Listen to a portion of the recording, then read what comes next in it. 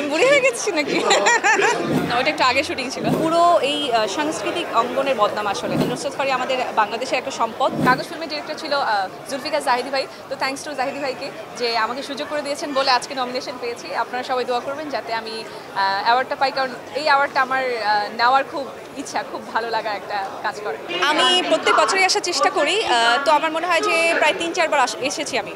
এটা খুবই স্পেশাল একটা বলবো, হয় না, লিরিসিস্ট, সুরকার, গীতিকার সবাই যেখানে সম্মিলিত হচ্ছে, এটা একটা মানে গেট টুগেদার মতো হচ্ছে সঙ্গীতের। অ্যান্ড এখানে অ্যাওয়ার্ড মানে হয় না, অ্যাওয়ার্ডটা আসলে কি কাজটাকে আরও যাতে ভালোভাবে করতে পারা যায় সেটা একটা মানে কি বলে ইন্সপায়ার করে। সো এটা আমি একটা বড় একটা উদ্যোগ আমি মনে করি। এত বছর আমি বুড়ি হয়ে গেছি নাকি? এত বছর, হ্যাঁ, অনেকটাই সময় চলে গিয়েছে। বাট আজকে অনেক এক্সাইটেড, জানি না, মন বলছে যদি পজিটিভ কিছু হয়ে যায়, যদি লাক ফেভার করে দেন কে ঠেকায়। আচ্ছা, কাগজ ফিল্মে একটা গান করেছিলাম, জুলফিকার জাহিদি ভাইয়ের ডিরেকশন ছিল কাগজ ফিল্মটা, এবং ওনারই লিরিক লেখা ছিল এবং ওনার লেখা অনেক ভালো হয়। সো সেখানে আমি দুটো গান করার চেষ্টা পেয়েছিলাম, চান্স পেয়েছিলাম। একটা হচ্ছে টাইটেল ট্র্যাক কাগজ ফিল্মের, আর হচ্ছে আইসক্রিম গানটা। সো আইসক্রিম গানটার জন্য আজকে আমি আসলে নমিনেটেড হয়েছে। না, এখন শোনা যাবে না, একবারে শোনা যাবে না, ওটা একটু আগে শুটিং ছিল, পরে আপলোডেড। না, গিয়েছিলাম সিসিটির আগে গিয়েছিলাম, আমার আর বেলা ভাইয়ের একটা গান আপনারা সবাই জানেন, তুমি ছাড়া নেই আলো, ওই গানটা শুটিংয়ের জন্য ছিল। সিসিটিকে অনেক মিস করছি, অ্যান্ড খুবই ভালো গিয়েছে। আমি তো আসলে অনেক বেশি এনজয় করেছি, কারণ ফার্স্ট টাইম আমি সিসিটিতে গিয়েছি।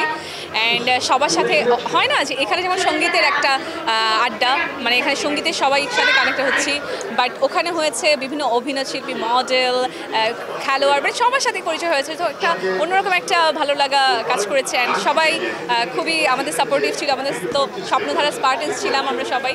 সো আমরা সবাই খুব মজা করেছি। আমি জানি না, আসলে এটা প্রায়ই দেখা যাচ্ছে আসলে, বাট আমার কাছে অনেক খারাপ লেগেছে ব্যাপারটা।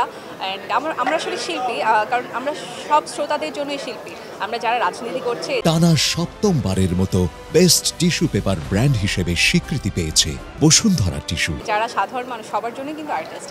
সো আমরা কি, আমাদেরকে ছাড়া কিন্তু আপনারা চলতে পারবেন না, আপনাদের ছাড়া আমরা চলতে পারবো না। তো একটা সঙ্গীত শিল্পী যদি বদনাম হয়, আমাদের পুরো সঙ্গীত মানে পুরো এই সাংস্কৃতিক অঙ্গনের বদনাম আসলে।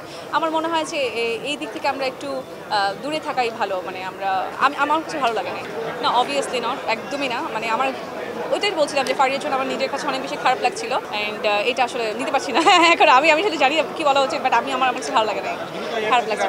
অবশ্যই নুসরাত ফারিয়া আমাদের বাংলাদেশের একটা সম্পদ, কারণ সে নট অনলি বাংলাদেশ ছাড়াও সে অন্যান্য কান্ট্রির সাথে কাজ করেছে। সো আমাদেরকেও আমাদের কি বলে সংস্কৃতিকে ধরে রাখার জন্য আমাদের বিভিন্ন শিল্পীদেরকে ধরে রাখতে হবে।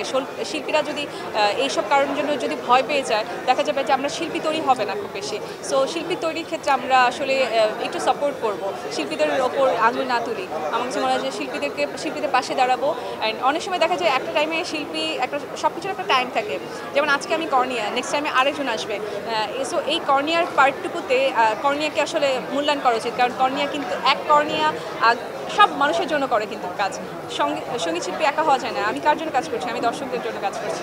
সবাই দর্শক, সেটা রাজনীতিবিদ হোক, পুলিশ হোক, সাধারণ জনগণ, সবার জন্য কাজ করছি।